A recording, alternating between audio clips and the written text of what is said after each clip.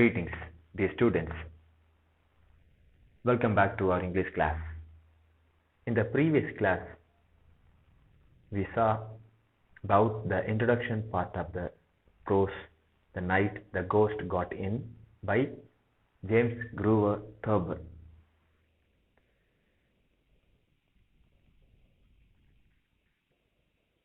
First, we saw about the author,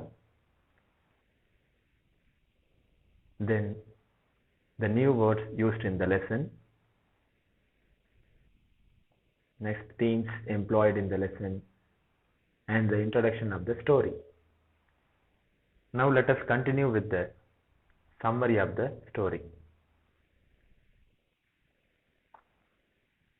This story begins with the narrator,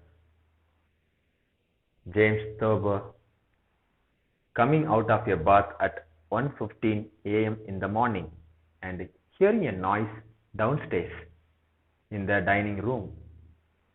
It sounds to him like footsteps, like someone walking quickly around the dining room table. He assumes that it is his father or elder brother just home from a trip. But after a few minutes have passed and the walking has not stopped, he goes to wake his brother Herman.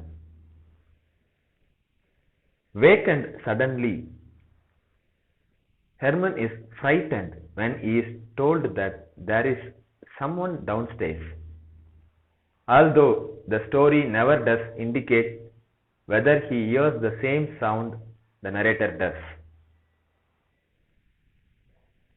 Then he goes back to bed, slamming the door. The noise downstairs is gone, and Thurber explains, none of us ever heard the ghost again. However, the slamming door brings their mother out into the hall.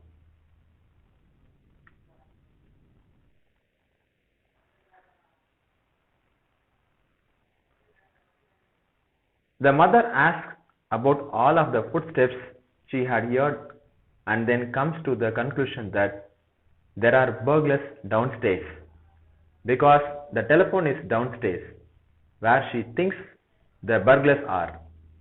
She devises a scheme to contact the police.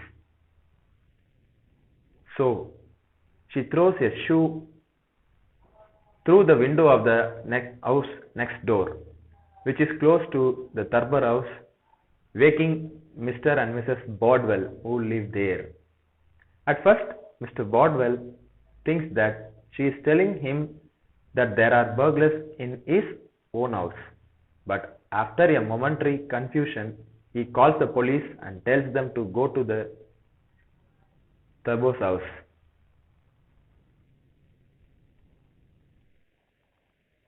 The arrival of the police blows the whole event out of proportion. Their group includes a Ford sedan full of them, 2 on motorcycles, and a patrol wagon with about 8 of them in it, and a few reporters. They call out for the front door to be opened, and when no one in the house goes downstairs, they break it and enter in the hall. Then they go upstairs to find the narrator still not dressed after his bath, and the mother insisting that there were burglars in the house. Even though all of the doors and windows are bolted from the inside, to justify their trip, the police set about searching the house, moving furniture and emptying closets. At one point, a policeman's curiosity gets the best of him, and he points out an unusual old musical instrument, a zither, to another officer.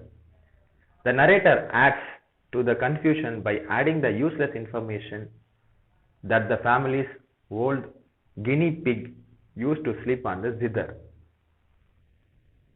Then the police are suspicious of this strange family. One points out that the son Tober was naked.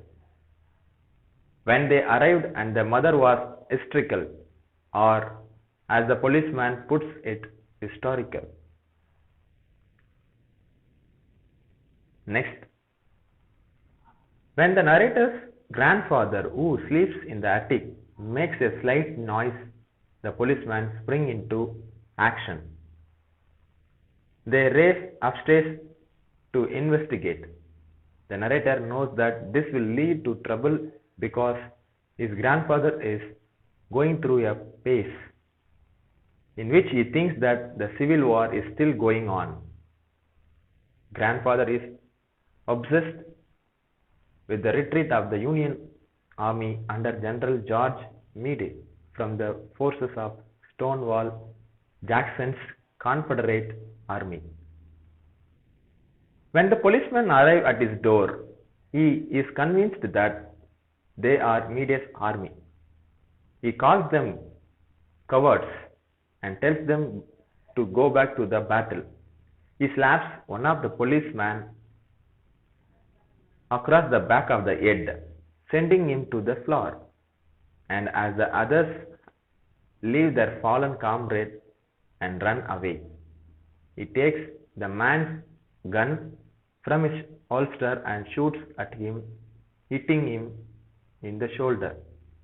He fires twice more and then goes back to bed.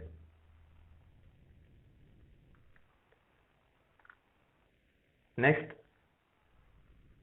back downstairs, the police are upset that there is nobody to arrest, but they are not willing to go back to the attic and risk being shot at again. The wounded officer's shoulder is bandaged and they start looking around the house again. A reporter approaches the narrator, who has not been able to find one of his own shirts and is instead wearing one of his mother's blouses. When the reporter asks what all of the commotion is about, the narrator answers in all sincerity that the problem is that they have had ghosts in the house. The reporter thinks about that for a while and then just walks away quietly. The policeman who has been shot declares his intention to go up to the attic and get his pistol back, but the other officers just mock him. The narrator promises to get the gun from his grandfather in the morning and bring it down to the station. When the narrator's mother is told that grandfather shot a policeman, the only reason she is disturbed is that the officer is such a nice looking young man. The next morning, the grandfather comes down to breakfast looking cheerful. Nothing is said about the commotion of the night before, and the family assumes that he has forgotten it until he asks, "What was the ID of all them cops Terry Utin round the house last night?" Thurber does not say when the grandfather realized that it was policemen, not soldiers, in his room, but the fact that he understands reality is accepted as a sign that all is fine in the house.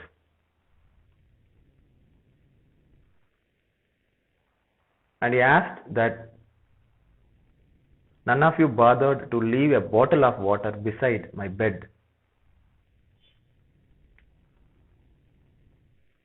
Do you ever realize what it cost for a thirsty man to look for water in the dining room last night?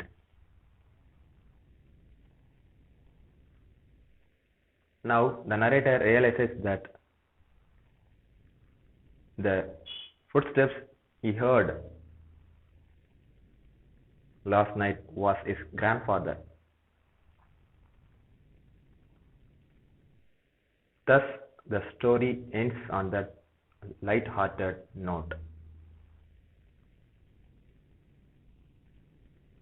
Okay, students, now you would also understand that The footsteps heard by the narrator was his grandfather because he was searching for water in the dining room table.